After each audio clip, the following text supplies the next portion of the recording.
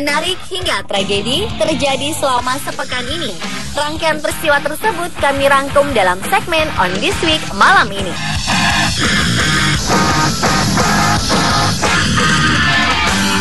I'm a bad person.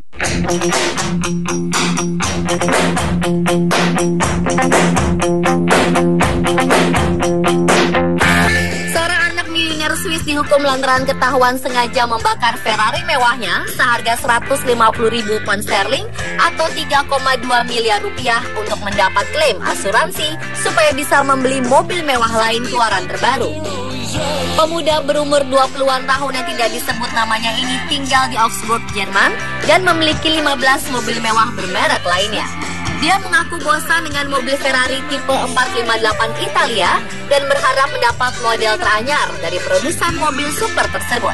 Namun pihak asuransi mengendus sebuah hal ganjil setelah melihat rekaman kamera pengawas atau CCTV serta pemeriksaan catatan ponsel. Kemudian dengan segera, pemuda itu ditahan bersama 3 kaki tangannya yang masing-masing diupah sebesar 9.780 pound sterling atau 210,2 juta rupiah. Dalam kronologinya, pemuda tersebut datang ke sebuah panti pijat, lalu dengan segera kaki tangannya membuat mobil mewah itu terbakar. Dalam persidangan di Augsburg, pria itu divonis dengan hukuman penjara percobaan selama 22 bulan dan denda senilai 20.000 pound sterling bersama kaki tangannya yang juga menjalani kurungan percobaan selama 12 dan 16 bulan setiap orangnya. Namun sang ayah yang seorang kaya raya sanggup memberikan uang jaminan untuk anaknya senilai 140.000 pound sterling atau setara dengan 3 miliar rupiah.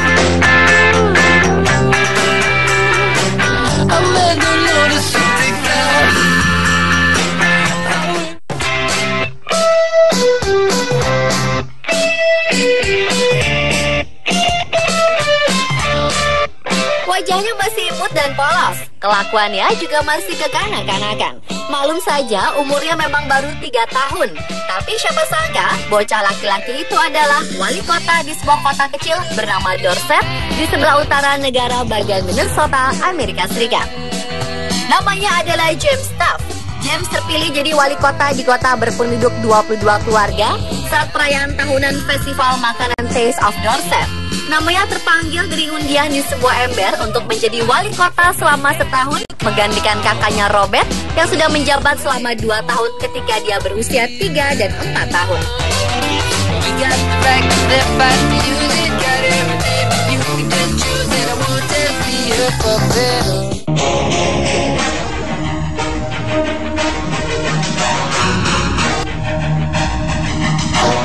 Seekor burung merpati ditangkap di salah satu teras dari lapas La Reforma di San Rafael de Alajuela di pinggiran San Jose, Costa Rica dengan barang bukti 28 gram ganja dan kokain. Dia ditangkap karena dianggap sebagai kurir narkoba. Burung merpati warna hitam itu ditangkap di salah satu teras dari lapas La Reforma dengan barang bukti sebuah tas kecil yang menempel di dadanya. Ternyata tas tersebut berisi 14 gram kokain dan 14 gram ganja. Belum diketahui siapa yang menjadi dalang dari pengiriman narkoba menggunakan burung merpati tersebut. Pihak kepolisian masih menyelidikinya.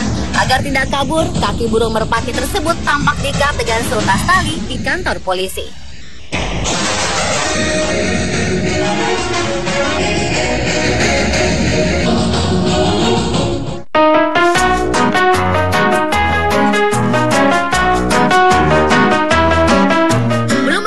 Ratu Thailand berulang tahun ke-83.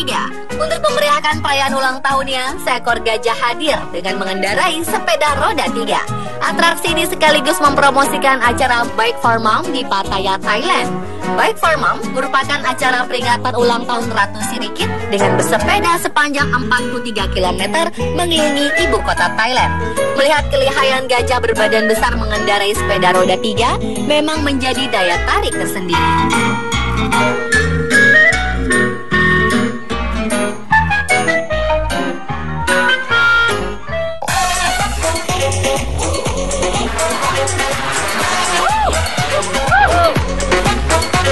Seorang pemancing bernama Matthew berhasil menangkap ikan hiu jenis tiger dengan panjang kurang lebih 13 kaki atau 9 meter. Pemancing asal Byron Bay, bagian selatan New South Wales, Australia ini mengatakan sebenarnya dia tidak menyangka dapat menangkap hiu tersebut. Padahal semula dia hanya mengincar hiu yang lebih kecil dari hiu monster ini. Foto penangkapan hiu ini menyebar di jejaring sosial. Banyak yang menyangka gambar hiu tersebut tipuan belaka. Namun Jeff Brock, orang yang menyebarkan foto tersebut, memastikan bahwa foto tersebut asli. Otoritas pun segera menelusuri keberadaan hiu monster ini. Hiu ini mempunyai ukuran yang tidak biasa dari hiu jenis tiger. Setelah melakukan penyelidikan beberapa lama, otoritas setempat memastikan bahwa keberadaan hiu tersebut nyata. Diperkirakan hiu tersebut ditangkap di pantai Nine Mile.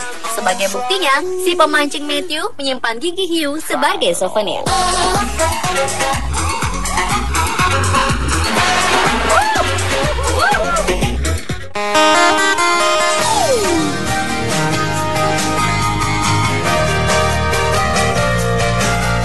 Pemerintah Korea Selatan terus mendorong berkembangnya industri operasi plastik. Kini mereka telah membebaskan atau mengembalikan pajak yang telah dipungut kepada turis yang datang ke Korea Selatan untuk operasi plastik. Agar turis dapat bebas pajak, mereka harus menunjukkan bukti atau kwitansi operasi plastik mereka sebelum kembali ke negara asal. Korea Selatan memang memprediksi industri operasi plastik akan maju pesat. Bahkan terakhir Korea Selatan dapat meraup untung senilai 349 juta US dollar dari konsumen Cina. Menteri Keuangan Korea Selatan Choi Kyung-hwan mengatakan industri operasi plastik menjadi industri potensial yang dapat diekspor. Terlebih setelah wabah MERS yang menyerang Korea menyebabkan perekonomian lesu dan pengangguran bertambah. Saturday, wait, the Sunday always comes to you.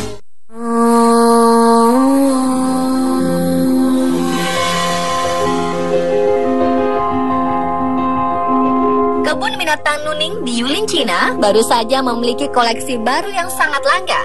Di sana telah lahir ular kobra berkepala dua. Ular tersebut memiliki dua kepala dengan jaringan otak yang terpisah satu sama lain, sehingga memungkinkan kedua kepala kobra tersebut bergerak berlainan arah secara mandiri. Penjaga kebun binatang Nuning, Lee Kei-chi, mengatakan ular kobra itu setidaknya sudah mampu bertahan hidup selama 10 hari. Selama itu pula, ular tersebut sudah pernah mengalami ganti kulit sebanyak 1 kali. Meski dalam kondisi stabil, tapi belum bisa dipastikan apakah ular mampu bertahan hidup lebih lama atau tidak, karena ular ini masih tidak mau makan atau minum air.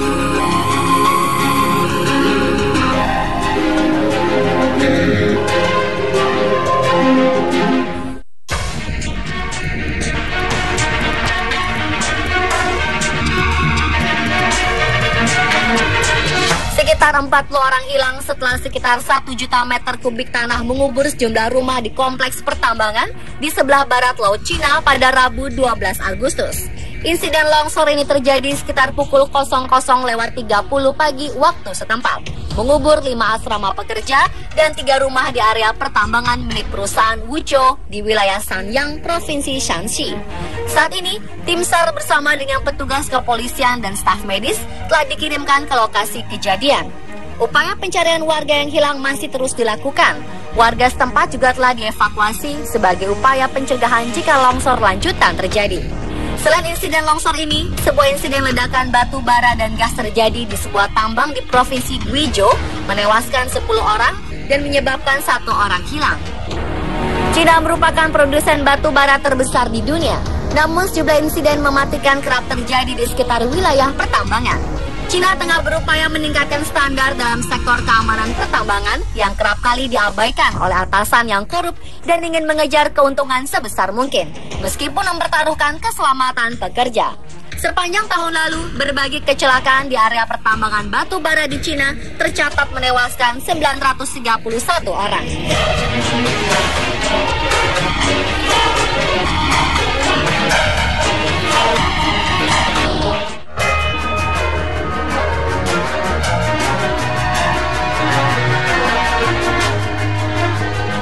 Sebuah topan membuat pantai timur Cina porak-poranda menewaskan 14 orang dan memaksa pemerintah mengevakuasi ratusan ribu lebih penduduk. Korban tewas telah hanyut oleh banjir atau terkubur di bawah rumah yang roboh atau longsor. Topan Sodelor memaksa lebih dari 188.400 orang meninggalkan rumah mereka di Zhejiang dan 320.000 di provinsi tetangga Fujian.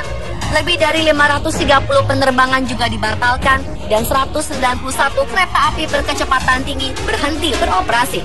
Topan itu menewaskan 6 orang di Taiwan pada awal akhir pekan lalu. Kemudian pindah ke Selat Taiwan lalu menerjang provinsi Fujian pada Sabtu malam.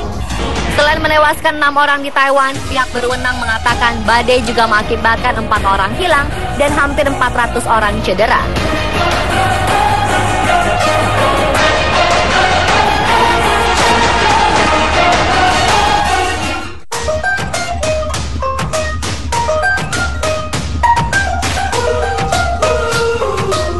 Sekelompok Muslimah Maroko menggalang kampanye menuntut pantai khusus wanita di kota Tangier. Mereka akan secara resmi meminta pihak berwenang menyediakan pantai khusus kaum Hawa itu pada 30 Agustus mendatang. Tujuan mereka supaya bisa berenang di pantai tanpa aurat mereka terlihat oleh publik. Sebab ajaran Islam melarang perempuan memperlihatkan auratnya di depan umum. Permintaan mereka ini kemudian memicu perdebatan sengit di media sosial. Sebagian mendukung, sebagian mengecam.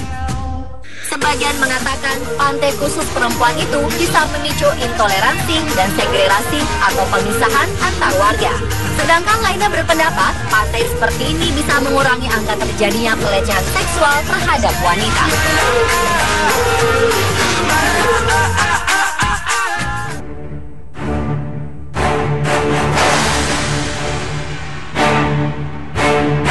Elanto Wijoyono, warga Condong Catur Sleman, Yogyakarta, melakukan hal yang bagi sebagian orang dicap bak penegak kebenaran, yang memutuskan menghadang konvoi motor gede atau moge di Simpang 4 Ring Road Utara, Condong Catur, Sleman, Sabtu sore. Ia gerah karena rombongan ini seenaknya saja menerabas lampu merah dan membuat lalu lintas kisruh. Polisi yang berjaga di pos tampak tak berkutik dengan konvoi yang dikawal Forrider ini. Padahal di samping ini juga tengah berlangsung pengerjaan galian kabel. Sangat disayangkan, barisan konvoi moge tak semuanya mematuhi rambu lalu lintas. Yogyakarta menjadi lokasi acara bertajuk Apel Besar Klub Motor Indonesia 2015. Acara ini sendiri berlangsung 14 hingga 17 Agustus. Elanto tak sendiri melakukan aksinya. Ada sekitar 3 hingga 4 orang yang kemudian bergabung dengan Elanto menghadang konvoi motor gede ini. Elanto mengingatkan tugas aparat yang semestinya menjaga ketertiban lalu lintas. Namun menurutnya, yang terjadi di lapangan tidak demikian.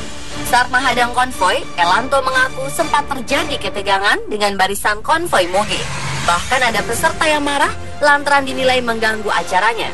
Namun ketegangan tak berlangsung lama setelah polisi membantu menengahi.